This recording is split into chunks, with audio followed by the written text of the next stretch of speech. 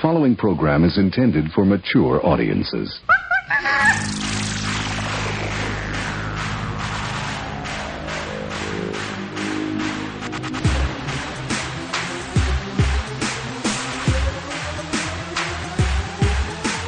You're listening to Basically a Sports Show. Follow us on Twitter at Basically Sports. Subscribe to our podcast on iTunes. And download every episode and more at basicallyasportsshow.com. Now here's your hosts, Zach, Greg, Mike. And you're listening to Basically a Sports Show.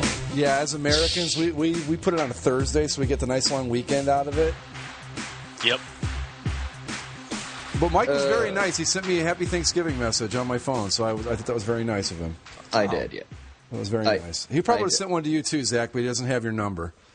Exactly. Right. Well, you know what? But you know what? My well wishes were there in spirit. Oh, yeah, sure. Or it could just be that he likes me better than you. I don't know. Oh, joy of joys. Jay Cutler, my starting quarterback for the Birmingham Americans, is playing the Dallas Cowboys tonight. Yippee, yippee. He's your starting quarterback? That's all I got, man. There's got to be somebody. I would have given you Brian Hoyer. You want him? No, I tried him. He didn't do shit for me. At least your starting goalie in fantasy hockey isn't Corey Crawford. Can we talk about Corey Crawford? Because, I want to talk about Corey Crawford. Let's talk about Corey Crawford. In a long list of injuries in hockey that are just dumb, you know. I mean, I remember Joe Sakic and a snowblower. Yeah. Jose Teodor carrying deer meat on icy steps. And now we have Corey Crawford getting injured at a Rise Against concert by, in his words, tripping and falling over stairs, or more likely from other reports being wasted. Well, yeah. And tripping downstairs. Yeah. Or maybe he was tripping and that's why he tripped. Get it?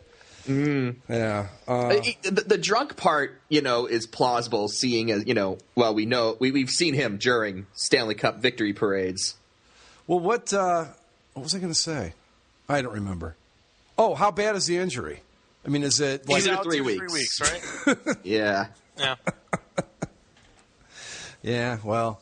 Or there was an NFL player that got injured earlier this year for chasing his dog and pulled a hamstring. Yeah, in who the was house. that? He's some backup linebacker for the Lions. Well, I think my favorite, and this goes back a ways, you guys probably aren't aware of this, but Wade Boggs, back in I think it was the mid-'80s, early '90s, somewhere in there, got an injury because he claimed he was trying to put on his cowboy boot, and he fell into a table. And when it turned out what actually had happened was that a woman he was cheating on his wife with had smacked him upside his head with the boot or something like that. So I thought that was pretty good. Yeah. Oh, come on. I don't know. Wasn't it who was the Wild goalie? Harding, right? Josh Harding, yeah. Josh Harding, who kicked a wall and broke his foot. Yeah. Yeah, at the beginning of this year. And now he's in the AHL. Yeah, well, right now. I'll tell you, man, you can't get – Darcy Kemper was just there waiting. He's on his way to greatness. I'm telling you. Well, the Montreal speaking Maroons of are going to need Darcy Kemper to pick up the slack now that Corey Crawford drunkenly meandered through a concert and broke his foot. So the Montreal Speaking Maroons of, are needing some help because they are in second place behind – wait for it. That's right. Your Toledo Gold Diggers. Uh-huh. Yeah! First place, baby. Oh, speaking of goalie carousels, our favorite space cadet is back in the National Hockey League, too. Oh? Ilya Brizgalov. Sorry, I'm not familiar with him. You're not familiar with Ilya? Is he the guy Universe's humongous beeg? Right. Is he the guy? Why you have to be mad? Right, He's just that guy. Game? I don't know his name, but yeah. Yeah. My dog is like beautiful girl. My dog is beautiful husky.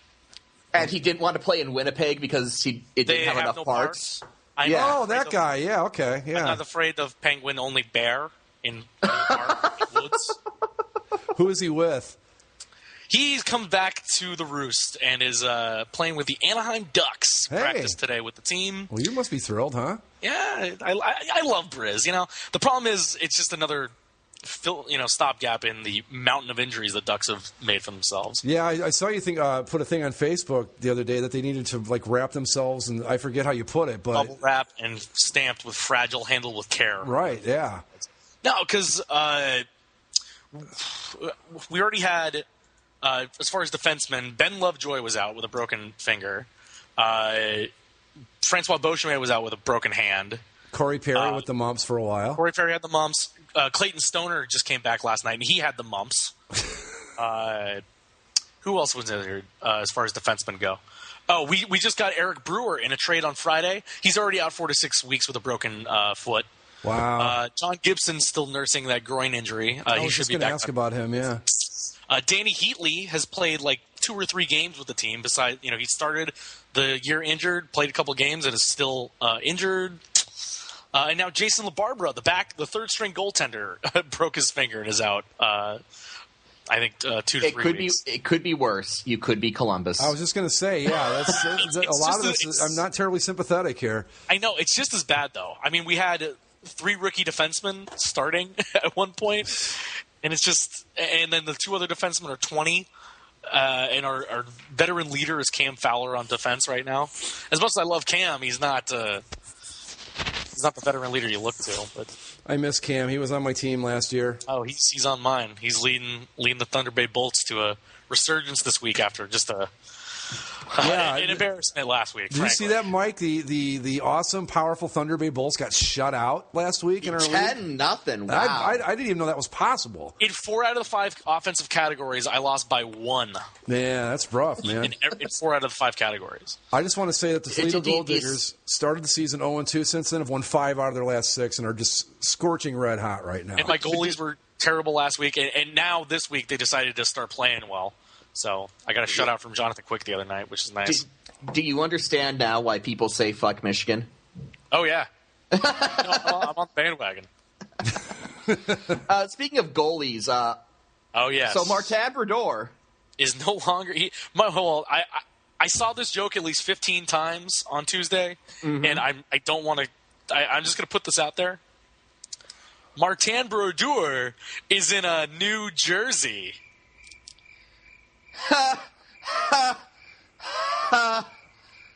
Yeah, it was awful, and it wasn't any better the 20th time I saw it. I think I made a joke similar to that when I was in grade 4.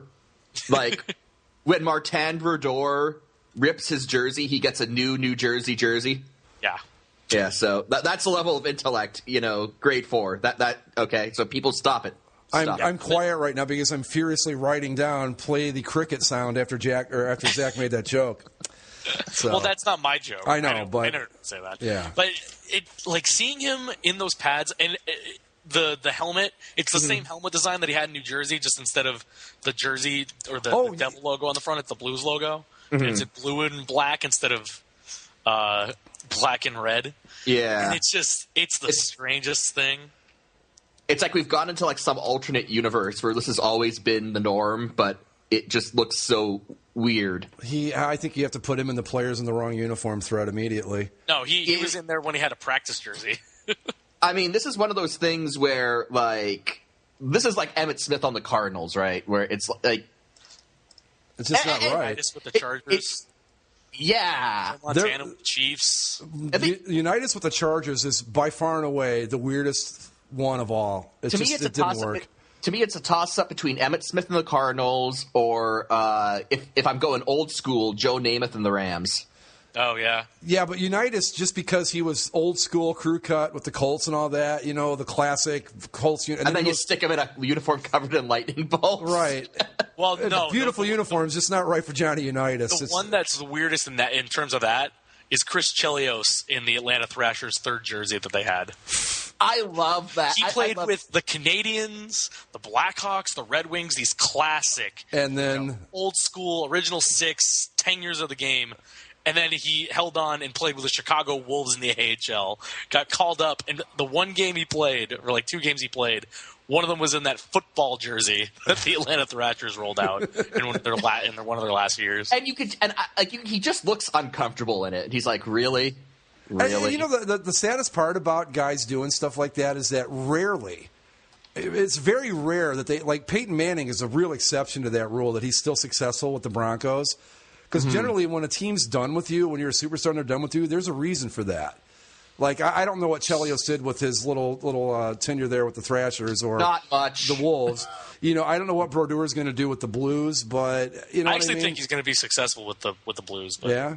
Well, the other one that stands out as successful to me is Joe Montana with the Chiefs because they did have a degree of success under when he was there. So, but for every Montana or Brodeur, if he turns out to be successful, or Manning, you've got Namath with the Rams. I hate to bring his name up, but O.J. Simpson went to the 49ers towards the end of his career. Emmitt Smith with the Cardinals, totally ineffective. Eddie George went to the Cowboys, I think, for a couple years. It just usually doesn't work out. And it's just a shame that you got to see him in those dumb uniforms that they don't look – not dumb uniforms, but they don't look right on those players and they don't play well on top of it. What really got me is that he signed this deal for $700,000. Yeah, but did you see the performance bonuses? Oh, no, I did not. He gets $10,000 for every standings point he earns the Blues. Wow. So on top of his contract, if he comes in and is super successful, every win is another $20,000 in his pocket. Which, let's say, hell, even if he gets to overtime, it's $10,000. Yeah, that's still but if you really start thinking about it, let me do the math real quick here. Okay, so let's say that what would be a reasonable expectation for wins for the Blues this year, or points for the Blues this year?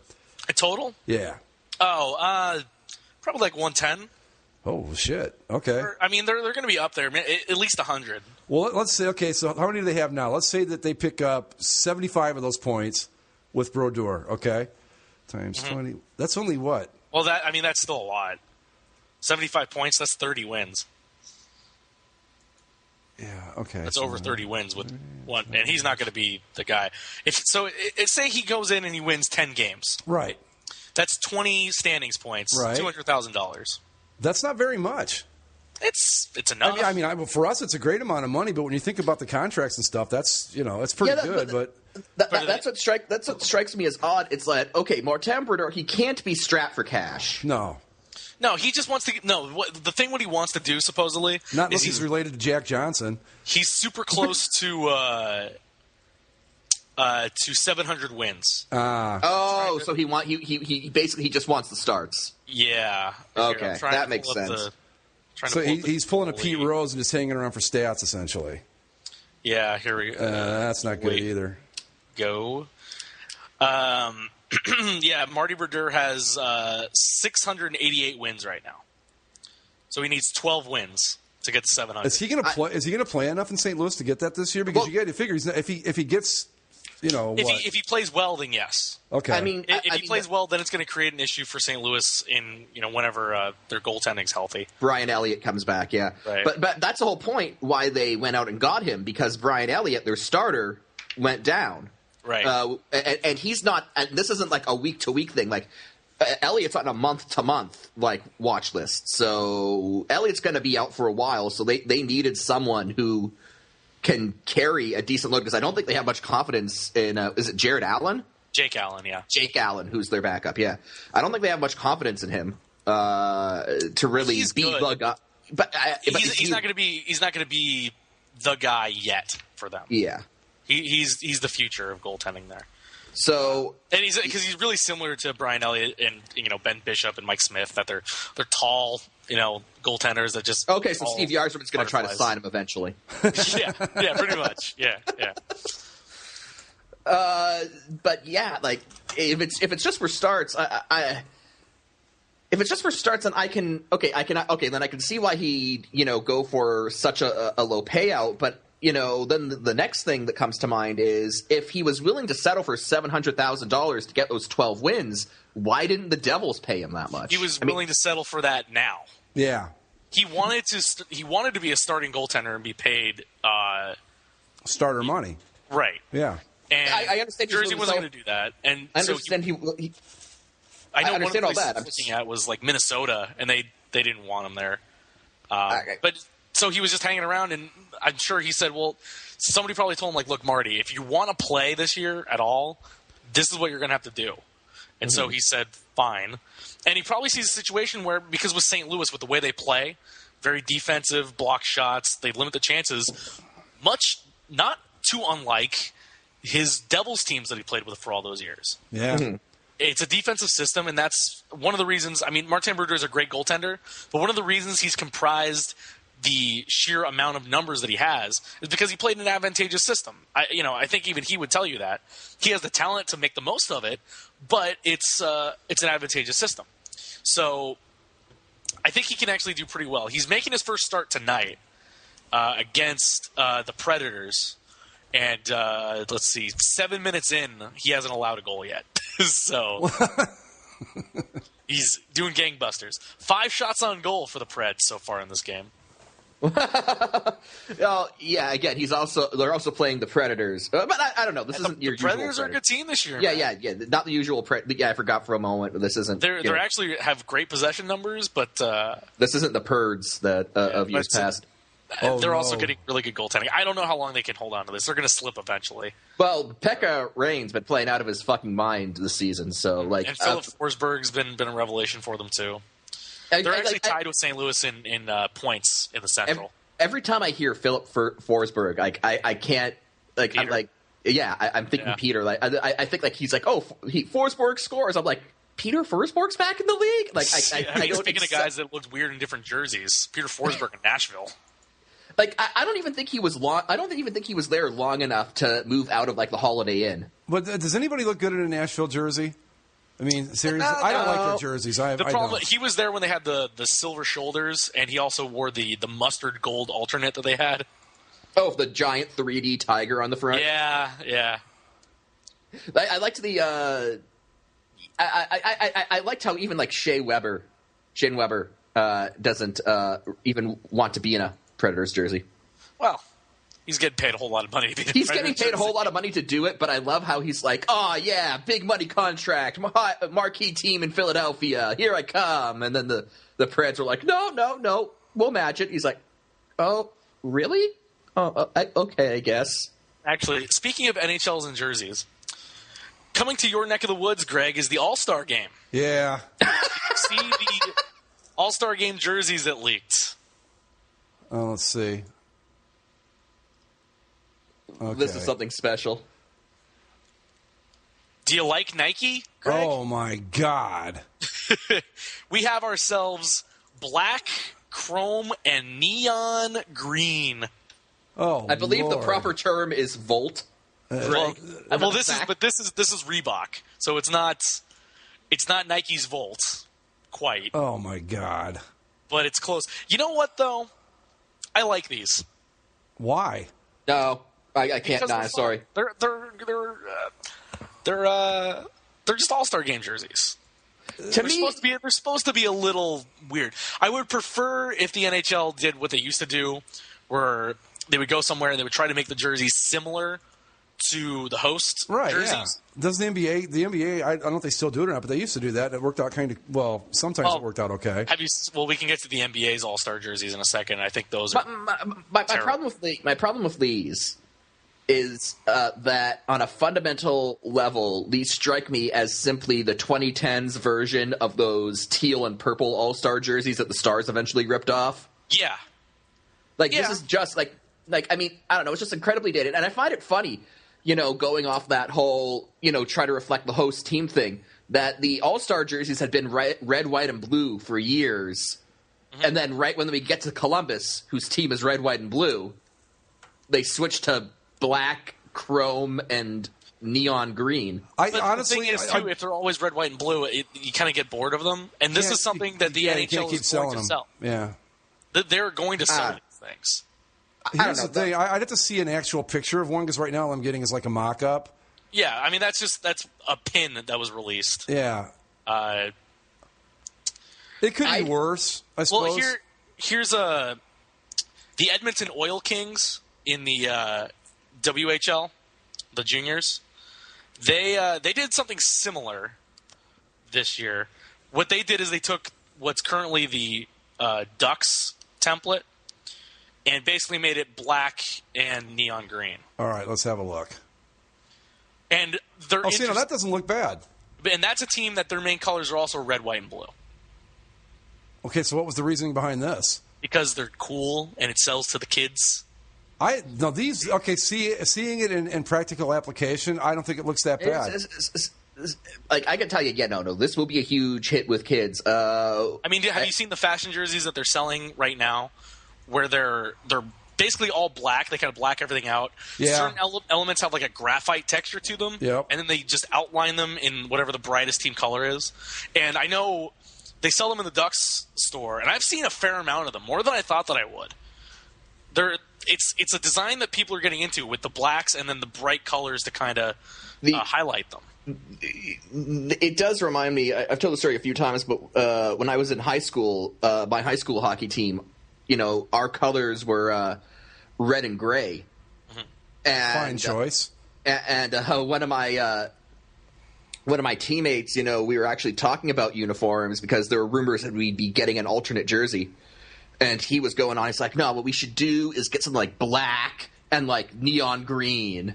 And like, that is like the dumbest thing I've ever heard, because neither of those colors appear on our jerseys. But that just kind of tells you, like, kids will probably love this because these colors are unfortunately popular.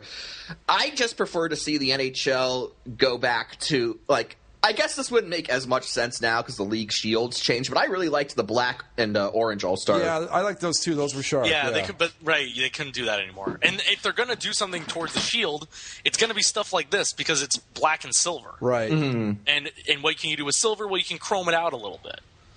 See, but I don't have the thing up in front of me again, but I'm sure it's the same template as like the Stadium Series jerseys, and probably the logo on the front is probably going to be of the same material and texture, to make it look all chromy. I don't like the fact that they changed the shield anyway. I like the old one much better. It's fine. Well, it works for me. The other one had, like, been around since, like, 1917. So, like, it's funny because now when I look at the black and orange one, it does look really dated. Like, it looks old. I liked it. I liked it. It worked. But, like, now in comparison, now that we've had the shiny one for over 10 years now, mm-hmm. I don't know.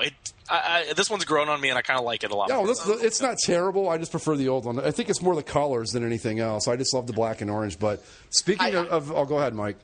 I was just going to say, in terms of the NHL logo, my favorite applications of the current NHL logo are actually the ones that kind of take the gradient off of it and make it kind of just flat silver or gray. I think those tend to work better. My biggest problem with the new NHL Shield logo, though, is how they reoriented the NHL. Yeah, well, it's the because dumb they're going reasoning upward in a new direction. I know, but that was such a that's so stupid. The league. That's so stupid. It's not. Yeah, it's so stupid. It sounds like Nike came up with it. Yeah, I mean it's different because normally we have things going down in the same diagonal fashion, that because you look at like the Rangers jerseys and stuff, or those Pittsburgh alternates, that's how diagonal lettering usually goes. It doesn't usually go that way, so it's a little disorienting compared to other things, but it could be worse. It could be a lot. It could be the MLS. Yeah. I keep flip-flopping on whether or not I like that. I like the MLS one when it's applied in patch form on the jerseys in team colors. When it's flat and by itself and red, white, and blue, it looks awful. I'm still not sold on it. I tend to be of the opinion of that MLS logo that I like the intent behind it. The execution, I just think, falls way short. I don't know. I think if they had just put the 3 stars at the bottom portion of that, they logo, need something in that part. But anyway, it would have worked out. I'm trying to find a graphical. Okay, here it is. This is something that I think the Admiral brought it up in the thread, but on the Kramer boards. But this is something that I think the league needs to go back to in terms of like a permanent, logo for All-Star. The shield with the stars out of sticks. Yeah, that's just cool. I had never seen that until he posted it, because it obviously was in All-Star games before my time. But it's interesting. I think the stick thing's a little kitschy. Yeah, I think the stick thing's a little overdone in that. Yeah. Anyway, What was I gonna- oh, but no, Speaking of all-star jerseys. right, do we want to do the NBA? Because then I've got more uniform news. We're turning. Well, hey, you know what? That's what we do here. Special edition Logocast. That's right. But Told you yeah, we were bringing it back. the NBA All-Star jerseys, some people are praising them for their simplicity. I think they're boring and awful. I like them. I actually do like them because of their simplicity. The only thing that bugs me about it is the first names on the back of the jerseys. You're gonna have first and last names on the jerseys. What, like first on the top? First on the top, and last name on the bottom. Eh. And I don't like the fact that there's nothing on the front in terms of East or West. Because the thing that bothers me, and I know exactly where that's heading. I'm sure you guys do too, where you have the little logo up there where it says All-Star, and then you have blank space. What do you think that they're trying to prepare you for? Well, they have a big Adidas logo there instead, or Adidas or something along those lines. Gatorade or what have you. Right. Here's what I like about them. I love the stars down the side. They're reminiscent of the old Nets jerseys, which were, in my book, the greatest jerseys of all time in basketball. It's being hosted by the Knicks and Nets, so they're combining them. That's why the jerseys are black and white, and the trim is the Nets trim, or the Knicks trim, Knicks trim in numbers, and then the stars down the side, a la the New York Knicks. Question, where, in what arena will the game actually be held? The game is in MSG. The All-Star Saturday with the dunk competition and all that is in Brooklyn. Okay, so they are kind of combining the whole thing with the two teams, and that's all right. But I'm with you, though, Zach. I don't like the fact there's nothing on the front of it. I love the simplicity of it. I think it's great. The stars down the side are an awesome idea. But it's just a number 15. Just needs something. They need something on the front. Yeah. It looks like a practice jersey. Yeah. I don't disagree that it needs something on the front, and this is again the caveat that I don't want to see ads anytime soon. They're coming, but I don't want to see them. But all that being said, as just a simple design choice, I think they work here, if only because it's the NBA All-Star Game. Of course, they're East and West. I mean, you don't necessarily need that. Yeah, and I mean, really, of all the All-Star games, this is probably one that people watch the least amount of.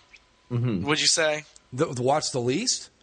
Or do they watch? I don't know. The NBA All-Star Game is very popular because it's the only one really where you're going to get any semblance between that and baseball, where you get any semblance of the actual sport that they're supposed to be representing. Yeah, the NHL All-Star Game just turns into it's 12 to 10. Yeah, but NBA All-Star games are like 130 to 128. But you can't do a slam dunk in hockey or in baseball, or in football. You can do trick shots. But no, the NBA All-Star Game is very popular, and people do watch it. I mean, I watch it, and I rarely watch much NBA at all, but I watch. I don't watch the NBA All-Star Game, but then again, I've fallen off in it this year, though. I know. We the North. You the North, yes. We the North. But traveling fan base. They invaded Cleveland, Greg. We did. Canada invaded Cleveland, and there were "We the North" chants that were audibly heard over the broadcast. I loved how the Cavs. Where are the Cleveland fans, Greg? This is a thing, though. Seriously, this is the thing that's taking place across all sports. They were talking about it during the Cowboys game when they were playing the Eagles on Thanksgiving. You've seen it at Ducks games. I mean, I saw it at Jackets games. It's everywhere. But a Cavs game surprises me because LeBron, but all that. Yeah. The Cowboys all season have had trouble filling their building. That first game against the 49ers, where the whole arena was red. Yeah, but... And Jerry Jones was like, I think you're exaggerating. No, Jerry, we weren't. No, that looked like a 49ers home game. But yeah, I think what it is that especially Cleveland with LeBron and all that, if I'm a season ticket holder, I've got, 41 home dates? I'm going to sell a bunch of those and get my money back. That's kind of what's happening these days. And not to disparage my Raptors, but your average NBA fan probably doesn't care all that much about them. So you get a situation where Cavs season ticket holders are probably selling a lot of those games, plus Raptors fans who are looking for cheap tickets. Mm-hmm. Yeah. And it all just sort of comes together. I did like how Cleveland how the Cavs tried to drown the chants out with the music. Yeah, with the organ. Well, I think I don't know. I always thought of if Toronto fans were going to show up in any city for any sport, it would be like Detroit or Buffalo. Yeah, if they were going to come to Ohio, you would expect to run into them in Columbus, not in Cleveland. Did they take the boat across the lake? Why not? Let's see. It would be about, it'd be about it's probably a good 5-hour drive from Toronto. going around the lake and coming back down through Buffalo, yeah. I wouldn't do that. But then again, I wouldn't even go to a Raptors home game, so much less travel to see the Raptors. Yeah, I'm not so surprised. I am surprised that the Raptors, of all teams, would come in and be able to pull that off because they just don't strike me as a fan base that travels well. I mean, it's weird. The Raptors have always just sort of been there. It's like if you want to go to a game, if you want season tickets to the Air Canada Centre, but you don't want to put up the ungodly amounts of money and sacrifice your firstborn to get Leafs tickets, then the Raptors are a good alternative. But I mean, it's weird. The attendance for the Raptors has never been bad, so I can only really assume that you've always sort of had this latent interest in basketball, and then suddenly, I don't want to say the team got good. Do they get the same thing with like the Leafs, where you have a lot of corporate people buy up the tickets? They do have that, yeah, especially because it's all Maple Leaf Sports and Entertainment. So I assume that you'd probably sell them in packages. Well, yeah, not only that, if you buy Leafs tickets, you have to buy Raptors tickets. Not only that, but you probably got some of the the hardcore Raptors fans that want to see LeBron James, and maybe they I don't know how many times the Cavs are coming to Toronto, but maybe this was their only shot at it. To me, it's as odd as like you going to a Ducks game and having the place be half filled with Jackets fans. It wouldn't surprise you if it were Detroit or someone like that, but to have a bunch of Columbus fans show up would be a little weird. I mean, again, in terms of the NBA, you're right. The city I'd first think of that, if Raptors fans are going to invade anyone's building, it would be the Pistons. But I don't know. I mean, the Cavs, it's further away, yeah, but it's definitely doable. And I don't know. I guess it's just the LeBron factor. People wanted to see LeBron. They just went up one side of the snow hill and slid down the other, and that's how they got to Cleveland. This goddamn snow. But yeah, it was. I don't know. Anyway, back to the All-Star game. But yeah, I think people watch it. I don't know what the fuck I'm trying to say. Well, I don't know. The NBA All-Star game, to me, like the NHL All-Star game, the skills competition is really the best part about the dunk contest. Is the best part about the NBA All-Star game. But even that suffered. But I don't like the dunk contest at all. That's running out of dunks. We're running out of dunks, and people are and stars don't want to do it. The thing with the NBA All-Star Game, I think what makes it appealing to people is that you get to watch the very best players in the world play street ball, and that's the appeal of it. Is that they're not in a structured offense. They're out behind the back, no-look passes, dunking. Because they're just trying to put on a show. It's not about whether you win or lose, playing good defense, and I think that's what people enjoy about it. But just to me, if you're going to watch any of the All-Star games, either this one or the baseball All-Star game are the only two you're going to see a semblance of the real sport. I can't watch the baseball All-Star game because that stupid home field advantage rules turned me off to the whole thing. Yeah. And then it ended in a tie one year. The Pro Bowl is pretty exciting, guys. No, the most fun I ever had watching a football game, we made a drinking game out of the Pro Bowl when I was in Arizona with my fraternity. And, of course, hilarity ensued. Was it one of those 60 to 58 games and you had to drink? Oh, yeah. Oh, wow. Yeah. A person could die from that. Anyway, I got more uniform news. I'm sure you guys saw it. The Cleveland Browns. The Cleveland Browns, who now, if I remember right, when they announced the uniform change, they said, we're not touching the helmet. They did say that, if you touch the helmet, you got to change the logo. But here's the thing. We're not touching the helmet, except that we are. So right away, I am very nervous because... Aren't we getting textured helmets? We're getting a textured stripe and a new shade of orange, which is going to be either reminiscent of Oregon State or Oklahoma State. So, see, I don't like that. I know a lot of people disagree. I think the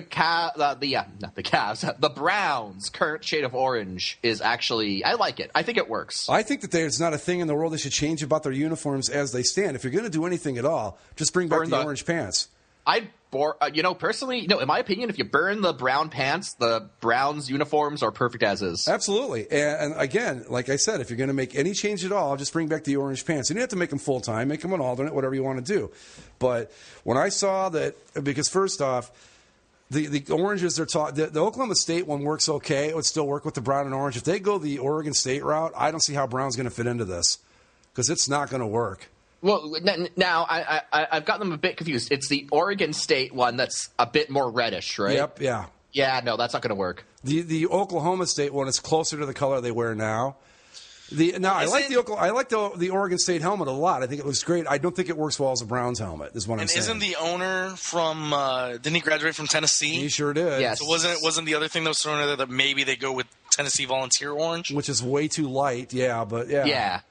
It's going to be a disaster. I just don't see any hope for it. Because textured, I liked the whole textured strip. Like what is? Are they only going to have one stripe? That's and the what's talk. the texture going to be? I don't know. Somebody said Rust Belt, and then it had to be pointed out that we don't go around going, "Hey, we're from the Rust Belt," like it's a badge of honor around here, you know. Yeah, well, I mean, they got to do something to usher in the new Johnny Manziel era, right? Oh, sorry, no, we're going back to Brian Hoyer? Okay, so why do we play him? Oh, just, to rile people up and cause discussion. Nothing about this Browns management team makes sense. First of all, isn't the owner still under investigation for tax evasion? He's under investigation for something. I don't remember what, but it's like the federal government is very interested in him. Essentially what's happening. Okay, but so you're changing the uniforms of a storied franchise. You say you're not touching the most iconic part, but then you do. Right. You draft a very highly touted prospect in the first round of the draft, right. And then you tell him as soon as you draft him that he's a backup, and you basically make him feel unwanted. Well, they didn't lie about that part. He is a backup. Well, but then you play him, and then you don't, and then you go back to the guy that you benched him for, who hasn't thrown a touchdown in 2 weeks. Well, here's my thinking on that. Okay, the team is 7-5. They've still got a. I guess for me, like if you're betting on it, it's not a realistic shot at the playoffs, but they're still very much in the thick of the playoff hunt.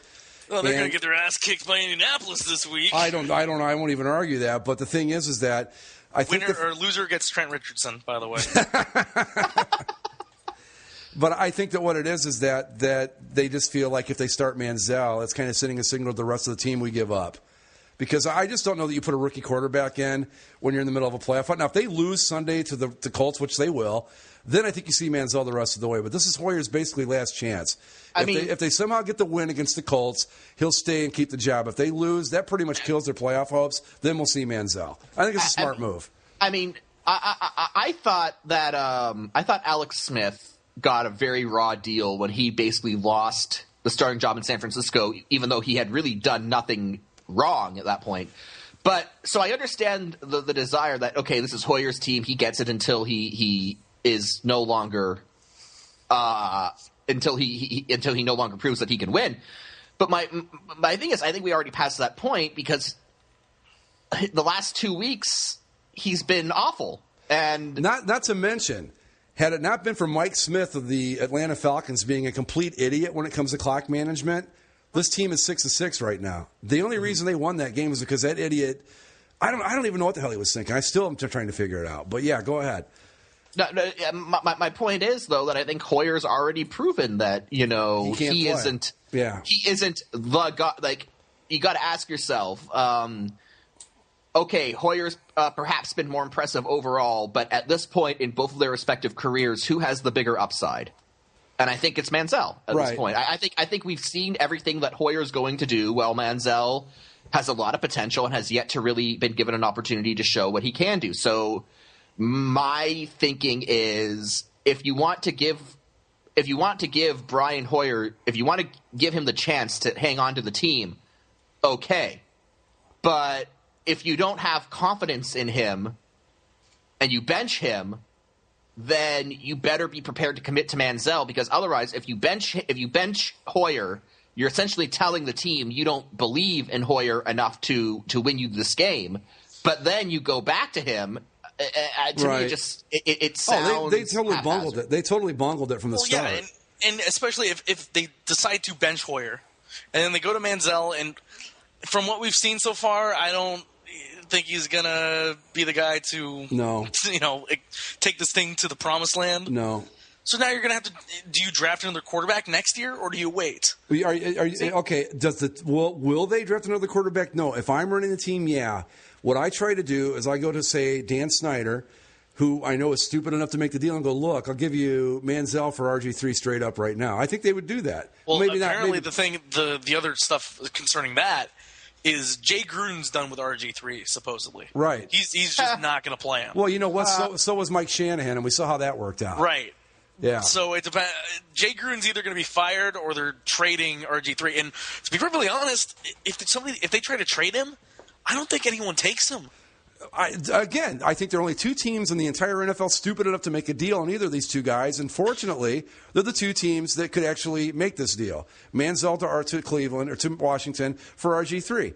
The only two teams dumb enough, but I don't think that's what's going to happen. But well, remember the last time we predicted a Cleveland-Washington quarterback trade, you were going to get Keith Cousins. Remember? Yeah. Well, I'll trade a second-round pick for him right now. This will work. Well, it might have. You know what? But anyway, with the Browns, what I think it is basically is simply that I think that the upper management knows they're not going to make the playoffs. I mean, we all know it. They're not good enough. They haven't really shown any indication to make me think they're going to be able to win. What are they, 7-5? They got to win at least 3 of their next 4, I think, to even have a real shot at it. We all know especially that. Given how congested the wild card race is. Right. Like, I mean, you've got much better, more talented teams with the same record at this point, so they have to make the most of their opportunities. Right. So I think what it is, and of course, on top of that heap is your newly renewed faith in the San Diego Chargers. Mike comes back, and look what happens with his Chargers. They get off the schneid and go out and get a big win. Hey, you know what? Fuck Baltimore. But I just think I also think too that if Hoyer, he's going to be on a very short leash on Sunday. If they go a quarter and a half, maybe not even that much, and he looks as terrible as he's looked over the past 4 or 5 games, he's out and Manziel's in. It's going to be that quick. But I think among the three of us, I feel like I got to stand up for Johnny Football because I don't know. I always liked him. I like his style of play. I find his attitude to be entertaining at times and refreshing most of the time. I like Johnny Manziel. I really do. I wanted him to be good enough to be successful in the league. I just don't think he has the talent. He's very marketable, but I don't know. I don't think he's ever been given the chance, though. That's what I was going to say, too. It's kind of hard to say if he has the ability or not because he really hasn't played enough to get a true assessment of his talents. I'm with you, Zach. I don't think he's going to be able to pull it together either, but Mike's absolutely right when he says we haven't seen enough to say definitively whether or not he's going to be a good quarterback. So I'm looking forward to it. Well, I shouldn't say that because after the Patriots-Packers game on Sunday, it was such a revelation to me. I'm like, Jesus, this is what good football looks like. Well, not only that, but I was telling Zach before the football show on Tuesday, I had not been that involved in an NFL game, and I can't remember how long. I mean, I was just like, motherfucker, this and that with the Patriots, and I was just like, it felt good. But I'm like curious. Go ahead. It's like you watch a game and you're watching, Tom Brady versus Aaron Rodgers, and then you look back at the Cleveland situation. It's like, oh. Well, there was a couple things that occurred to me at watching that game. First off, I had no idea that I was as invested in the Packers as I am. Because, I mean, it really – the first time in a long, long time that I really cared that much about an NFL game. Secondly, as I was thinking about this, and you know what? If they want to change the uniforms, they have to ask us first. And we're all going to go, fuck no. You're not changing those uniforms. Leave them alone. And that'll be that. Can't do that with the Browns. So screw the Browns. That's the way I look at it. But I am curious to see if Manziel gets to play. I am curious to see him get a chance and settle it once and for all. If he comes out and he plays well, great. All the better. If he doesn't, well, at least we know now. So that's where I'm at on it. Mm-hmm. But yeah. And with that, I brought the show to a crashing, stumbling halt. Well. I did listen to your latest, basically a football show, and as everyone should be. Yeah. As everyone should be, and you dropped you dropped a potential juicy hook for this show, and I'm gonna keep you guys to that. Yes. What the St. Louis Rams and the Ferguson thing. Yeah. Here's I want to make this clear right now. First off, we're not going to talk about the Ferguson situation. We're not going to talk about the results. We're not going to get into that sort of arena. Okay. Well, not as deeply as most. I'll go along with that. But we're going to talk you specifically about the St. Louis Rams and what their players did and the reaction by the police department to them. And I don't really want to go that far into it because really, as a white male in America, I can really only give one side of the story. I have here's the thing. Frame of mind to the other side. Here's the thing. And anything I could say could be just taken the wrong way. Here's the thing with that entire issue, and we have seen this play out on the boards. This is a very, very, very nuanced situation. Yeah. This is not an either-or type of thing. I think that both sides of the whole thing in Ferguson have very legitimate arguments. And if you can sit down and take one side entirely, I can't respect that because it's just entirely too nuanced for a either-or type of position on it. There are things about it that the police department, certainly, black people across the country, I will not even argue for a second, there are issues with police departments. Police departments are becoming too militarized. I agree with that, too. By the same token, I'm a little tired of this Michael Brown kid being played out like he was some sort of angel that just happened to be in the wrong place at the wrong time. Now, I'm not going to get into whether or not he deserved to be shot. I mean, nobody deserves to be shot, obviously, but I'm not going to get into all that. But let's just, let's agree that it's a nuanced thing and that there's really no way to kind of argue it one way or the other. The problem is, again, with the way that the internet works, is that this is such a nuanced situation, but it exists in such a way that because it's so nuanced, the two people arguing, hypothetically, might be talking from two completely different starting points, and there's no way to find a common ground and discuss things rationally because two people are having two entirely different conversations, and neither of them realizes it. Exactly. And so, in terms of the St. Louis Rams and what they did, they came out for the game. It was against Oakland, right? Yep. And I want to point out the irony, I think, of protesting police brutality and then you just brutalize the Oakland Raiders. I mean, that was just a beatdown. But a surprising one at that, but yeah. But they give the hands up, don't shoot sign, right? Mm-hmm. Mm-hmm. And the St. Louis, was it St. Louis Police or Ferguson Police? St. Louis County Police Association. Right. Okay. They came out and basically said, you're essentially sympathizing with the rioters. Yeah, here, I have it in front of me. Okay. The SLPOA is calling for the players involved to be disciplined and for the Rams and NFL to deliver a very public apology. Ruda said that Ruda, who's the head of this thing, said he planned to speak with the NFL. I know that those are theirs. Theirs are those that will say that the players are simply exercising their First Amendment rights. Well, I've got news for people that think that way. Cops have First Amendment rights too, and we plan to exercise ours. I'd remind the NFL and their players that it is not violent thugs burning down buildings that buy their advertisers' products. It's the cops and good people of St. Louis and other NFL towns that do. Somebody needs to throw a flag on this play. If it's not the NFL and the Rams, then it'll be the cops and their supporters. Okay, so first of all, minus 10 points for the football pun. Yeah. Secondly, we've discussed the Rams situation in St. Louis before. It doesn't appear as if the good people of St. Louis are supporting the Rams in any meaningful way. Maybe the Bosnians are. I don't know. Well, actually, you know what's funny about that? Like, the same time that all this stuff was happening, another thing popped up on my little, Facebook trending that in the St. Louis Bosnian community, there was a riot and crime that happened. But nobody's talking about the Bosnians. What about them? Well, you Guys, can't. The Bosnians are too important. How do you say hands up, don't shoot in Bosnia? Okay. Anyway. In terms of the in terms of this thing, it's like, all right. First of all, this kind of comes back to the whole: you have freedom of speech, but your employer has the right to punish you if you say something that goes against. You have freedoms of speech. That's not deniable. You can say whatever you want in this country. Right. Mm-hmm. but there's always consequences for your actions. But here, okay, this is I want to bring this up, and I'm going to borrow from Keith Olbermann here a little bit, but I feel the same way. The First Amendment is so misinterpreted by so many people. What we have here is a textbook example of the First Amendment being this is a perfect case of the First Amendment. This is where it actually absolutely makes sense.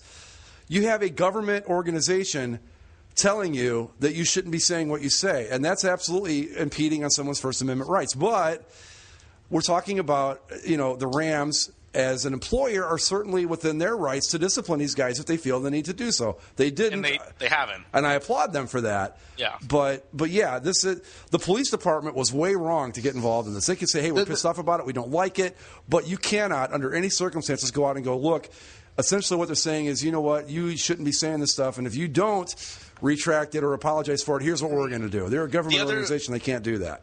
The other thing with that is that the Rams did issue a statement, and it was a statement that essentially said, sorry if people were offended by it, which, of course, isn't an apology. No. It's a non-apology. But the problem with that is the St. Louis Police Association took that as the actual apology. Yeah, it was good enough for them. The Rams had to issue another statement saying, no, that wasn't an apology. Like, we said we were sorry, but we didn't actually mean that we were sorry. So it was like... I mean... Then the St. Louis Police Department responded to that saying, with the definition of an apology, like they put this out on Twitter, apology, quote, expression of regret for not being able to do something. So they basically copy and pasted the dictionary from Webster's Online. Right. They were having a Twitter battle between the St. Louis Rams and the St. Louis County Police Department.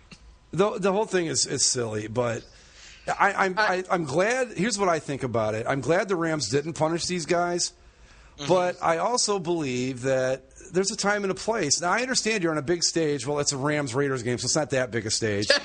But it's still an NFL thing. It's still an NFL game. And it's a local thing. Really, the only people that were seeing this game were people in Oakland or St. Louis or Gamblers. And like Mike said, judging by the support both these teams get, that's not going to be very many people. Yeah, well... Honestly, if they just all stayed quiet about it, we would have never known, probably. Wait, the Rams won, so they get to come to Los Angeles, right? The Raiders lost, so they have to stay? Yeah, I guess so, yeah. but Greg's right. If everybody in the stadium had just kept their mouth shut about it, no one probably would have known. No, it would have never made news. But, I don't know. Sorry, Zach. Go ahead. Well, this is going to get into the territory I didn't want to get into, but I have an issue with that being used as the form of protest for this in the first place. I kind of do too, but not a big issue. But I know where you're coming from. Go ahead. Because, with the actual event, like, I understand for the greater cause that they're going for, that the police brutality against African Americans, yes, it's a problem in this country. It always has been. It's probably going to be for a little while. This is stuff towards that sort of change, but it's a very nuanced thing that you're not going to get there. But because these guys, because it's in St. Louis, they're specifically referencing this Ferguson thing. And the thing that you see with this, and even with the Eric Garner thing in New York, right, is that you see a lot of these people that are responding to both these events or any of these events and not necessarily understanding how the process works. Mm-hmm. Like how grand juries work, how indictments work, how the DA office even works. And then from that, when they do this protest of hands up, don't shoot, they didn't see any of the actual information that was presented. Because in the Ferguson case, the guy wasn't standing there with his hands up, don't shoot. Mm-hmm. That's just not what happened. According to several different eyewitnesses, and yes, there's conflicting accounts, but from what we can tell, at least because there's no indictments, he probably he probably wasn't standing there being so defenseless, and this poor man was shot. There are multiple autopsies that contradict the stories that say that he had his hands up like that. But so with this particular thing, it's probably the wrong gesture. Or at least the wrong protest gesture, but it's something that's been picked up. And of course, if there's another thing that the internet has taught us, it's that stupidity travels quickly. Oh, so it's once something catches on, there's no way to really stop it because people just kind of get it in their heads that, well, that's what happened. If we could harness nobody likes to hear the opposing side to it. If we could harness the speed of stupidity, we could do interstellar travel tomorrow, no problem. But if we can harness the speed of stupidity. That's we don't need warp drive. We need to do that, and we're going wherever we want. My thing on it, and it basically, to a degree, it echoes Mr. Olbermann to a degree in that the St. Louis Police Association overstepped their bounds. Oh yeah, no doubt about it. But at the same time, if the Rams organization or the NFL were to come out and say, "Hey, we don't like that you did that. Here's a fine," I couldn't be upset about that either, because as employers, they have the right to, project whatever image they want to their consumers, and if they don't want those protests associated with their brand, they have every right to take steps to ensure that it's not associated with their brand. But I don't know. I get the whole time and place argument. I don't think it was. Well, in the grand. Yeah, no, at the end, I'm just gonna take a mulligan on this, and I'm gonna pass the buck off to Zach, honestly, because upon further reflection, I think you basically said everything that I was going to say. In that the case is such a way that you can't. That the hands up, don't shoot thing really can't be applied here, and that it was the wrong venue. So I understand using it for the greater cause because it has happened before in other places, but at the same time, like you gotta understand what these things mean. Like that's the problem that I have with the kind of the like the speed of stupidity. Like I said, people don't take the time. And this is true with not just this. This is true with even just simply elections every couple of years. People don't take the time to learn about what they're actually talking about. Oh no! And like the amount of stuff I saw regarding not necessarily when it was happening, but definitely during when the indictment wasn't released, or the indictment against the police officer. I'm not a political person. I think you guys have seen that part. That I'm not somebody that I hate having political conversations. They're almost never constructive. It's mostly just people yelling their opinions at each other and hoping that they understand what they're going with. But it's just seeing the amount of things, and I never like to do that. But people just didn't understand how this stuff worked. Or what the makeup of the jury, the grand jury was. Exactly. How the things were put together. This wasn't just simply, the white man in the system coming down on people. This went through all the steps. Especially because of how much coverage it got. There was no way to not get all the sides of this. There was no way for them to not thoroughly vet this thing and break it down. But people didn't seem to understand that fact. So they just went out to go get angry about more race relations in America and how it's a problem. And I'm not saying it's not a problem. It definitely is. But people just didn't understand what actually happened here. Aren't grand juries secret, as in you don't know who's on a grand jury? You're not supposed to know, but everyone eventually finds out. Well, so here's the thing. You don't know the exact people, but we do know what the makeup was. I think it was 7. I mean, it was still obviously favored against the black people because it is a minority. It's just the way it works. But here's the thing: 6 or 7 white members, and then I think 3 black members of the jury. I thought a grand jury was 25 people or something. Maybe it was more. I don't know what the exact. But here's another thing I want to add to this too. Again, you don't know what the makeup of the grand jury was. They saw all the evidence and they made their decision. And you assume that they might even have more evidence than what the general public has seen, right? But what you've got to, and they have to go over every single piece of evidence at the very least. But here's where we run into trouble with this, where people are reacting so quickly. To say that, you have to make the base assumption that every white person in that room walked in there with the express intent of screwing over a black community. I can't believe that's true. Mm-hmm. There might have been some people that went in with that exact thought in mind, but not all of them. Come on. It's just, again, like I said, when we first started talking about this thing is so incredibly nuanced that if you want to take a side, you're more than welcome to. But I think that both sides have very different aspects of the entire argument, have very legitimate points. So, it's unfortunate. But I also think that first off, I get what the Rams players are trying to do. And like you said, Zach, it's a great idea for the greater cause and all that.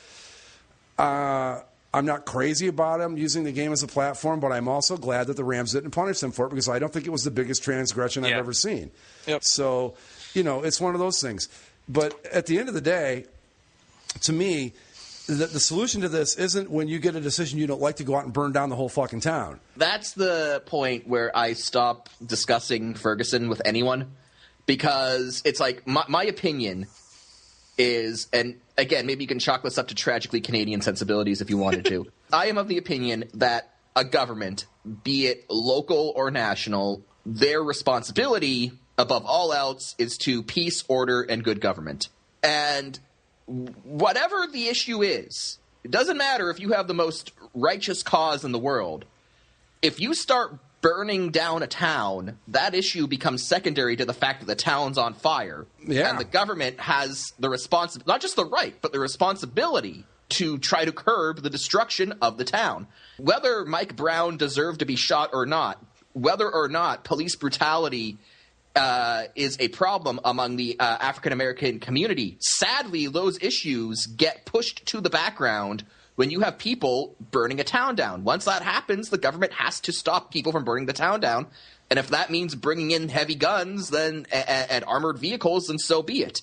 And I get frustrated with this whole thing when I bring up that point and the other person on the other side goes, oh, well, then you just hate black people. I just throw my arms up like, whatever, I'm done talking about this. Like, I literally just started scrolling down my Facebook feed for a second, and there's this guy that I know through somebody else, and he loves this political firebomb posting type of thing. Mm-hmm. And apparently there's a hashtag going around, hashtag Black Lives Matter. You can just anticipate the kind of discussion that's going on I'm sure it's nothing but constructive. So, to wrap up, the St. Louis Rams, good job for supporting your players, allowing them to have free speech and not punishing them. Yeah. And the St. Louis Police Department was kind of dumb. People like to bring up the First Amendment all the time. This is a perfect example of it. You had a government institution trying to regulate the speech of people, and you can't do that. That's how the First Amendment works. But, again, if the Rams come out and punish those guys, you can't get bent out of shape about that either because they're allowed to do that since they are employees of the – I almost said Los Angeles, which they will be soon enough. So they will be Los Angeles Rams. So there you go. Because it's not like L.A. has any race problems with the police. Anyway, congratulations, guys, on having a measured and thoughtful discussion. Well, we did our best.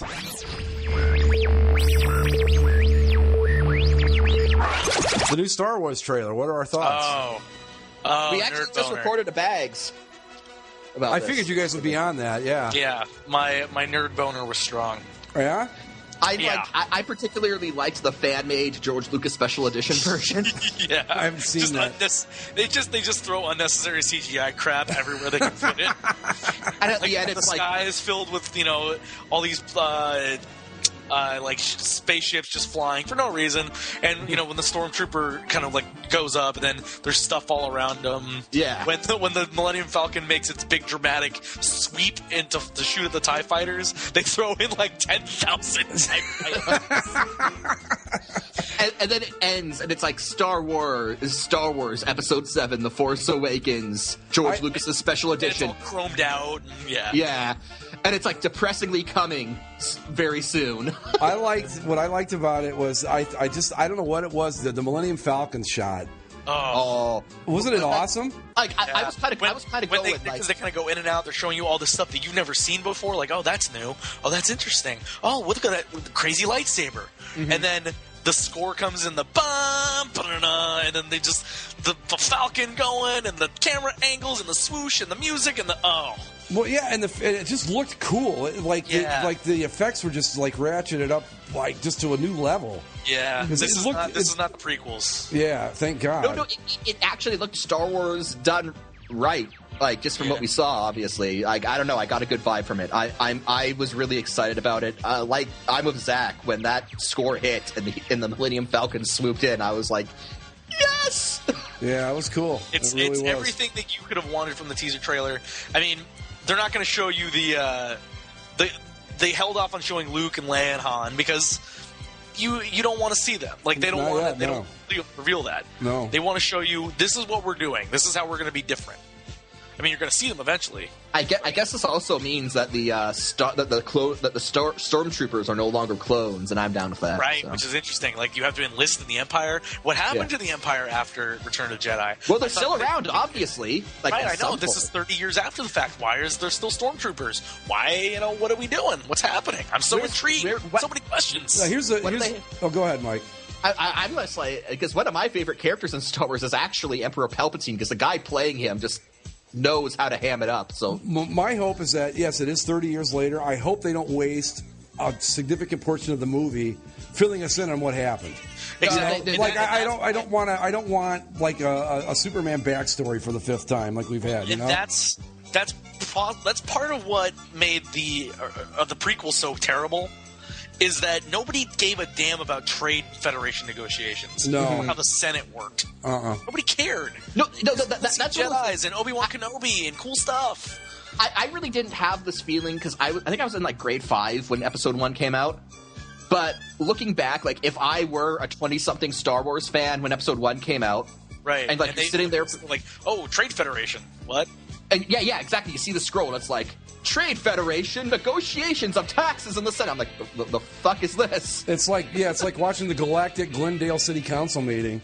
Yeah, no, exactly. I think Jack described it on Bags 43 as George Lucas was stealing his plot points from C-SPAN. Yeah. And in fact, I kind of wish they had doubled down on that and just had the entire movie just be like a single shot. Like a single camera setup of the Galactic Senate, but have it kind of blurry as like people just like point of order and then start reading off regulations and like debating like 0.1% trade tax debate. Just double down. And I mean, they made the. I understand them wanting to follow Anakin, but then you realize, oh wait, he's a kid and that's kind of dumb. Right. Like if the prequels were about Obi-Wan Kenobi instead. Oh hell! If the prequels were about anything, would have been great. Funny story about Episode 1. In the original draft of Episode 1, there was no little kid. Anakin would have been the Obi-Wan position as the young Jedi, and Qui-Gon would have been Obi-Wan. But they created Qui-Gon, made Obi-Wan the young Jedi, and made Anakin as a kid because George Lucas didn't think kids would like it if they didn't have a kid to relate to. Oh. Well, that's also one of the reasons why we got Jar Jar Binks. But yes, thankfully, this looks like a 10,000% less Jar Jar. Yeah. No, actually, funny enough, some of the people who wrote the extended universe, like all the novels and comics and shit, some guy actually wrote it that Jar Jar Binks was on Alderaan when the Death Star blew it up. Perfect. So no, we don't have to worry about it. He is dead. He's never coming back. Well, see, that was and that would have made sense because wasn't Jar Jar was like with the delegation that was with the guy that what was his name, Organa, Leia's father. Yeah. With them, and they went there. It's like that makes sense. That actually makes a whole bunch of sense. Goodbye, Jar Jar. You're dead. Jar Jar died. He died in a fiery explosion, and nobody cared. Yeah. Nobody mourned his loss. They blew his whole fucking planet up, and we applauded. That's how much he was disliked. Anyway, but yeah, I'm stoked. Speaking of movies. I still think the name sucks, though. I'm just going to say, I still think The Force Awakens sucks. I'm kind of disappointed that it didn't say Episode 7, The Force Awakens. Mm-hmm. Because, I don't know. Maybe it's a good idea to lose the episode numbers at this point. No. They've been doing it for 6 movies at this point. You might as well just run it. They're going to do a lot of spin-offs. So I like the fact of having episode numbers for, like, the main story. Mm-hmm. And then, because I know they're going to do, like, a Boba Fett movie. And a Han Solo movie and a Yoda movie. Yeah. Yeah. Yeah, so. Speaking of movies, I shouldn't admit this, but since I admitted it on the show a few shows back, I went and saw the new Hunger Games movie, too. I'm actually planning on seeing that at some point, just haven't gotten around to it. How is it? I can say this without spoiling anything. It's like watching them waiting around for something to happen. Because that's what it is, because they split a single book into 2 movies. Right, exactly. Yeah. It's all right. It's worth seeing, I'll put it that way. But, yeah, it's a lot of waiting for something to happen, basically. Mm-hmm. I only saw the first one, so. Yeah. I saw Interstellar, if that's interesting. How was that? Because I want to see that. Inception in space? It actually doesn't get into Inception in space until the very end when I don't want to give too much away, but there is an Inception moment in it. Oh, really? It's not much, but it is there. Matthew McConaughey gets swallowed into a black hole and things get Inception-y. But have you seen it, Zach? No, I haven't. That's just the way one of my friends described it to me, and I was like, okay, I'll wait for it on Netflix then. Right, yeah. It's actually worth seeing, I think, in the theater, because the visuals, if nothing else, are incredible. And I wouldn't call it Inception in space, except for that ending part. For the most part, it's pretty non-Inception-like.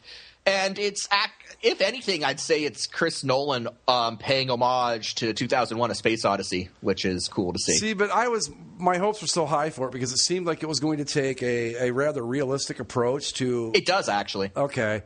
I know, but then until the end. Right. It kind of falls apart at the end. Yeah, you can't have that. It does fall apart at the end, but from what I can tell from a layman's perspective about space travel, it seems as if they approached it with as much realism as you could do and still make a movie. Okay. Well, so that's good, the realism is definitely there, and apparently they brought in a physicist to actually oversee everything. Good. And will I like it, you think, or not? I think you will. Okay, cool, because that was on my top of my list. It's a good movie. There are some things that don't make a lot of sense, like there's some stuff that doesn't make a lot of sense if you think about it, but all in all, I liked it.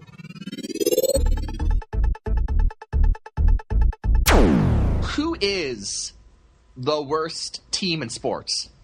Sports overall? Yeah. It's got to be the 76ers. Your options are the Oakland Raiders, Ooh, the 76ers, the Edmonton Oilers, or the Houston Astros. Are we talking just strictly on field or in totality? Or in as totality. as an abject, absolutely destitute, no hope whatsoever type of thing? Because that makes a difference. Raiders. It's got to be the Raiders if we're putting it that way. Yeah, it's either the Raiders or I'd put Edmonton in there close too. Because I mean, what do they lose now? 11 in a row. And they've had a first-round pick for the last, 7 years. I love how Buffalo is like, we're going to tank so hard. We're going to tank. They were awful. And then all of a sudden Columbus and Edmonton are like, hey, what's up? Yeah, Edmonton's like, we'll just lose. Is there any hope? 15 games in a row and get the first draft pick again. Do the Blue Jackets have any hope at this point, or should I just cash in and hope that we get Connor McDavid at this point? For the playoffs? Just for anything. I mean, God, it's just... let's see. Where are they at right now? They're 16 points. Playoffs right now... Or 29. Boston and Toronto 29. Wild card of 29. Yeah, so they're 13 points out. 25 games in. And half the team... And what is it? God damn it, Columbus. Three of your four starting centers... 3 of your 4 starting centers are injured or something like that. Oh, I'm sure, yeah. Damn it, Columbus. They're worse than Edmonton and Buffalo. Yeah. And Carolina. Oh, for God's sakes. Yeah, no, Columbus is in the driver's seat for Connor McDavid. Now, here's the thing, though. This could very well be a Tim Duncan, Knicks, Colts, Andrew Luck sort of situation. Okay. Where you have really great years, and then you just happen to suck for a year because of circumstance. Right. And then you get a potential, all-league game changer, and then you're all of a sudden a contender. Fine by me.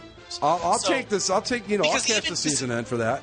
Because even if they finish last, they're guaranteed either Connor McDavid, who's a revelation, or Jack Eichel, who's playing for Boston University, and he is a fucking beast too. I'm super impressed by what he's been doing with BU this year. Okay. So one way or the other, you're going to have another cornerstone type player to. Well, I don't know, because you got Edmonton and you got Carolina right there. I mean, but Carolina's doing just enough, to not be abjectly bad. Edmonton should not be this bad. They just shouldn't be. No. What is it like? You know what? I'm kind of pulling that they hit the 20-game skid. I hope they go 20 games without winning. It's I hope it happens. It's bad, but they just shouldn't be this bad. I don't like. They got the goaltending. Yeah, they need some help on defense, but that's not simply the only reason they're losing. If they could score goals, they'd be fine, but they can't. They have minus you have all against. You have minus all 32. You have all this prime, young, talented, personnel. I don't know what the hell's going on. Like, at this point, it's got to be shouldn't close, they? right? I mean, I get that they should be losing and all that, but shouldn't they be losing like 6-5 all the time? Yeah, but they don't. Yeah. The goals 458, goals against 90. I shouldn't laugh before I check Columbus's before I start. Columbus is minus 54-84, minus 30.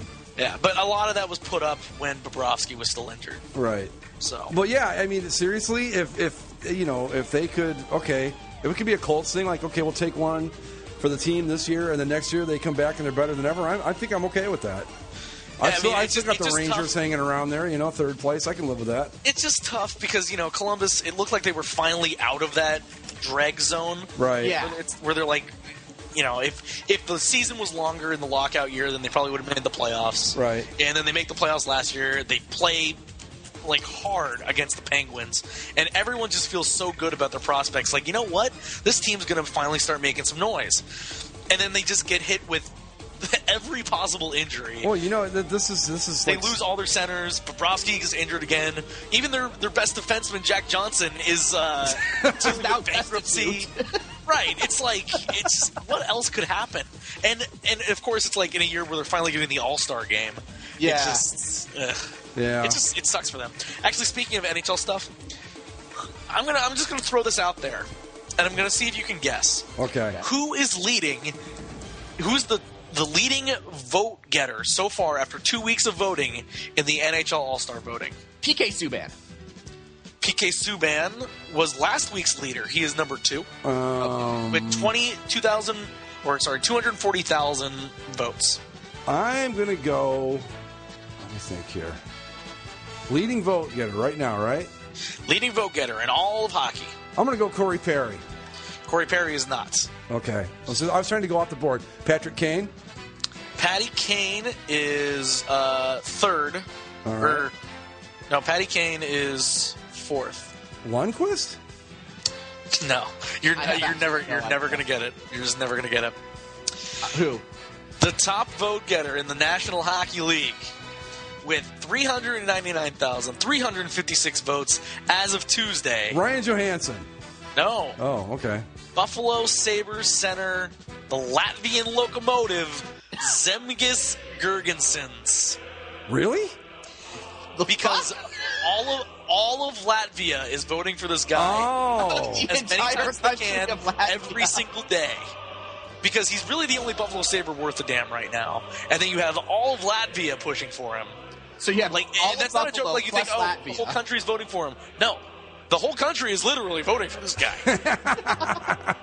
You've got the president of Latvia telling people to take off work to spend all day at their computers voting for him. Yeah, you're right. I would have never gotten that in a million years. Yeah. So the Latvian locomotive. And the first people see him up there, it's like, this is, do you remember, I don't think you would remember this, Mike, or Greg, but Mike, 2007, Vote for Rory?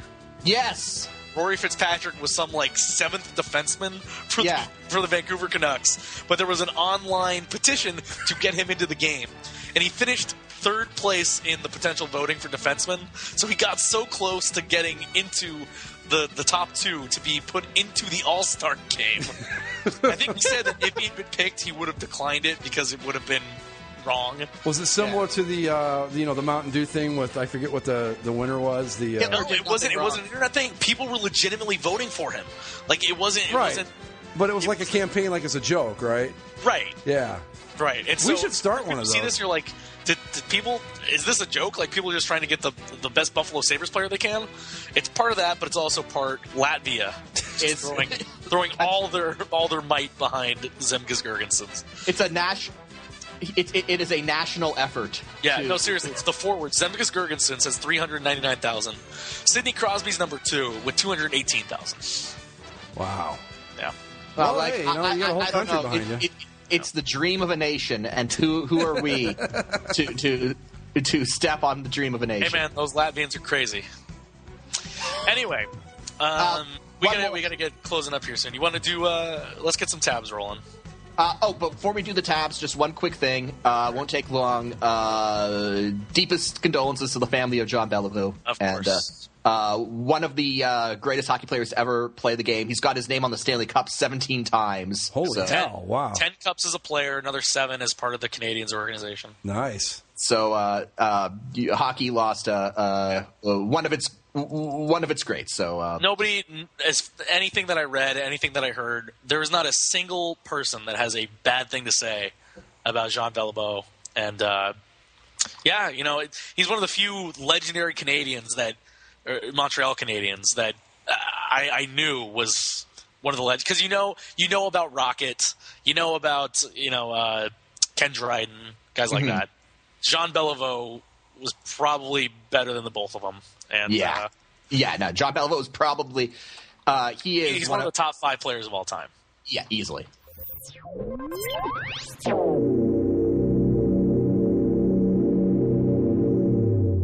Ladies and gentlemen, Zach's Tabs. It's a little different approach we had on that one, Mike. I like A it. little aggressive there, Mike. Yeah, but we kind of changed it up a little bit. I like we that. were talking about hockey jerseys earlier, and Greg, your Toledo Walleye. Yes. They were playing the Evansville Icemen. Yeah. Did you see their Batman jersey night? I did indeed. Batman, the Toledo Walleye were Batman. The Evansville Icemen had the Riddler, and they were fashioned after the 1960s Adam West Batman. And of course, there was a fight in the game. So we had Batman fight the Riddler in the middle of the ice. God, I love minor league sports. They are just the greatest. Batman took on the Riddler. That's hysterical. Oh, here it is on video. All right, let's have a look. All right. You have it. Let's see where to go next. Oh, well. See, I'm going to crack up in the middle of this next tab for no reason, but go ahead. Well, did you see the Dallas Stars released their branding video of how they got to where they were? I did, yes. Greg, did you see? Oh, my God, this is the greatest thing ever. Oh, the fight? Batman taking on the Riddler?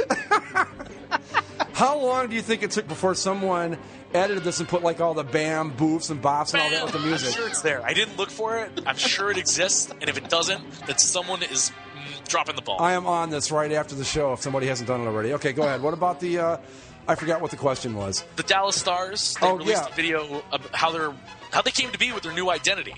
Well, that's kind of cool. You haven't seen it, Greg? No. Oh, well, here's a link. They go through, and they actually show a ton of different designs that the Stars were at least considering. I love that stuff. Blatant Montreal Canadiens ripoff. One of them is a blatant inverse Canadiens, where it's a blue jersey with a red stripe Oh, no. across the chest. And the same hem striping as the Canadiens jersey. They literally took a Canadiens jersey and recolored it. Okay. Yeah. They have a couple that look pretty blue jackety. Did they admit that they had recolored a Canadiens jersey? No. They showed it for a second. Okay. They showed a lot with the blue, and apparently some of them were really fighting for the blue. They almost went with it, but they said, no, they didn't. we got to be green. And then they had one there, if you look, where it's green and gold, and I think that's the one they should have gone with. The green and black and silver is fine. That gold one is just so pretty looking. When I saw the green, black, and silver, I was like, yeah, I missed the gold, but this works. Once I saw the green and gold, it was like, no, this is what they should have been. And I just want to say, just judging from this video, as Zach alluded to, they had lots of people on it within the Stars organization who was like, I was really fighting for red, white, and blue. And it's no. We don't need another red, white, and blue team. We just don't. You people are idiots, and you're the freaking Stars. You've been green since 1967. be green. And what I found interesting was that the NHL, they admitted in the video that the NHL told them to stick with green. Really? Yeah. Yeah, they're like, well, we were playing with red, white, and blue, but then the league said that we should really emphasize green. So I can only assume that, like, someone from the Canadiens saw that Montreal Canadiens and was like, no. And they also said Reebok actually designed the logo. Yeah. So that's interesting. I'll finish up here with some non-sports tabs. Okay. First off, if you want to feel just a little bit older today, this week the stars of Laguna Beach, the real Orange County, you remember that show? Uh-huh. Yeah. Well, they had their 10-year high school reunion this week. I'm already old, so I don't give a shit. It makes Mike and I feel a little, Yeah. a little bad. Yeah. And it's especially for me because, I mean, I've worked in Laguna Beach. I live in Orange County. I spent many, many, many days, weeks in Laguna Beach. It was terrible to us because it presented our specific little pocket of the country in a light that we weren't too fond of. Well, how do you think New Jersey feels about Jersey Shore? Oh, great. Oh, you're absolutely right. They absolutely should have gone with that green and gold. That's awesome. I know, right? Okay, go ahead. Let's see. Here's another one. BuzzFeed, they have every year they have an office in America and they have an office in Britain. And every year they have the people in Britain try to they give them a map and they have to name all 50 states. The British people, I'm sure, are kicking their asses at it, right? No. Thankfully, they don't send like a map of Britain and have us name the British counties. But some of these half are little. them all ended Shire anyway. Yeah, so some of these are interesting. Like they almost all of them get California and Texas and Florida.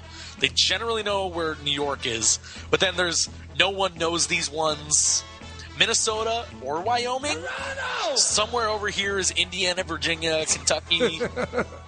What was it? I think I was watching Real Time with Bill Maher on HBO, and he talked about something they did where they found there was like 32% of these Americans surveyed couldn't name the 50 states, which is bad enough. They couldn't point out their own state on the map. Like it would be like coming to me and going point out Ohio, and I point at Texas. Jesus, we're drowning in a sea of stupidity. But I don't want to digress. Go ahead. This comes from the Today Show. The University of East Anglia in Norwich, England. Or Norwich. Sorry, no W. Norwich. They are an absolute powerhouse in badminton, by the way. I just wanted to point that out. They have 15,000 students there. And they have a campaign that they're launching called Go With The Flow, which claims that if every student peed in the shower daily instead of using the toilet to flush, the university would save $230,000 a year on water bills. Isn't this the plot of a Seinfeld episode where George pees in the shower? Yes. Yes. Right. Okay. And so this story got some research to try and back it up. And basically what they found is it safe to pee in the shower? They're not sure. But they haven't seen any evidence to say that it's bad. So it's one of those things where you're always told, no, don't pee in the shower. We're talking about a communal shower, though, right? Right. Yeah, I don't think so. I mean, my own shower is one thing. I mean, as long as you aim at the drain, right? It really comes down to, like, look, if you want, whatever you do in the confines of your own shower is your business. But if it's a communal shower, then, you have some decency. I don't mean walking around. Yeah, no thanks. You sure? I'm pretty sure. I'm pretty sure about that one. I'm not sure about a lot of things. That one I'm pretty solid on. Yeah. Healthy women's urine contained 33 different types of bacteria, and women with overactive bladders had 77 different types of bacteria. Well, that would probably explain the overactivity, right? Yeah. So if anybody's interested, the Cowboys are beating the Bears 21-7. Oh yeah. Yeah. Cowboys are beating. Yes. What's the score? 21-7 Cowboys. Or Cowboys beating the Bears. Right. But the Bears look fantastic. Those home uniforms are so awesome. Go ahead, Mike. I was hoping that the Cowboys would find a way to hit 8-8. Apparently, they're going to get at least 9 wins. I'm disappointed about that. Yeah, I know. There's still time for Tony Romo to throw the entire season away. I was just going to say, they get into the playoffs because the last few times he's thrown away the season and cost them the playoffs just so they could get into the playoffs, get everybody's hopes really up, and then cost them the season. So there's reason to root for him. All right. I guess that's it then, right? Yeah, I guess that's it. All right. Well, Mike, I think we already kind of gave a quick preview of Bags this week. It's going to be, I'm sure, heavy on the Star Wars trailer, we actually talked about Star Wars on Bags 43, so which is being edited as we speak, actually. So, Bags 44, next week's episode, I don't know. We're going to talk about. We'll see. I'll probably talk about a lot of the Marvel confirmation that's come out. I looked into it, Greg. We will indeed have playoff teams already picked. We will know the rankings come out on Sunday for the college football playoff. We will know who the playoff teams are come the next episode of Basically Football Show. I could do this easily enough. Who are the 4 best teams in the SEC? And then that's it. And then everyone else is just inferior teams. Because we didn't talk about it at all. Florida State dropped down to 4. Yes, they did. Somebody pointed this out, and I didn't think about it until after they had said it. But it looks more like that they're just doing that to kind of in preparation for if they win next week to keep the semifinal contestants closer to each other. So Alabama would play Florida State, and so then Florida State would have to travel all the way to play Oregon in the Rose Bowl. I think we talked about that too, that we're going to see some of this like bowl affiliation shit and stuff kind of come into play in this thing, which is kind of unfortunate, but it's still, for my money, this has been the best college football season I can remember because of this playoff. It has just made it so much better. I can't believe I ever opposed the idea.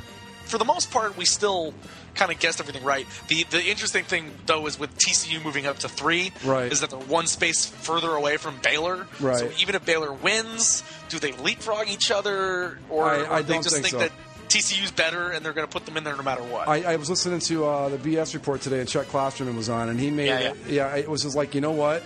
Yeah, Baylor beat them, but other than that, it's really hard to make the argument that Baylor's better than TCU. I can make the argument. But here's the thing. Baylor beat them. But here's the thing, though. They made a point. If the game was 5 minutes shorter, TCU would have beat Baylor. If the game was 5 minutes longer, TCU would probably have beaten Baylor. They were just – their offenses couldn't be stopped. And so one way or the other, whoever had the ball last was going to win. And another thing, too, is that, okay, yes, the head-to-head thing, but – the argument I would make in that case, because it doesn't really apply so much, but here's the thing. If the Browns beat the Colts on Sunday, that does not mean the Browns are the better team. It just means they were the better team that day. And I think that's the way they're looking at it with TCU and Baylor. That is true, but hypothetically, I don't know how this could ever come up, but let's just say hypothetically, the Browns beat the Colts in the playoffs. Well, the Browns get to move on because they won. Yeah, but that's the thing. We're talking, we're trying to establish the 4 best teams here for this playoff. Using that argument, yes, TCU did lose to Baylor, but Baylor is not better than they are. Who did Alabama lose to this year? Was it Ole Miss? Yeah, I don't think anybody would argue that Ole Miss is better than Alabama. I think that's the logic they're using. It's not fair to Baylor, I agree. But I can see where they're coming from kind of on it. But here's what's going to happen. Florida State's going to lose on Saturday to Georgia Tech in that crazy triple option offense. And what we're going to get is the thing that we never thought we'd see in a million years. When we started this college football season, we're going to see 2 Big 12 teams in this playoff. Wait and see. That would be something. Because we were talking in the first 4 or 5 weeks of the season, they weren't even going to make the playoff. And now we're going to get 2 of them. I bet you anything. Well, maybe not. Hopefully your Buckeyes can make something of this. We'll see. If Cardell Lake or whatever his name is, I don't even remember. Is it Jones, I think? Jones. Jones. Cardell Jones, 6'5", 250. He's a big dude. He can run. But so there you go. Now that's a promo for Basically a Football Show, folks. Get more of that this coming Tuesday. Yeah. All right. Tuesday morning. Zach's got to go. So we will see you on next time. Follow us on all the platforms, blah, blah, blah, et cetera, et cetera. We'll see you next time on Basically a Sports Show. Good night. Night.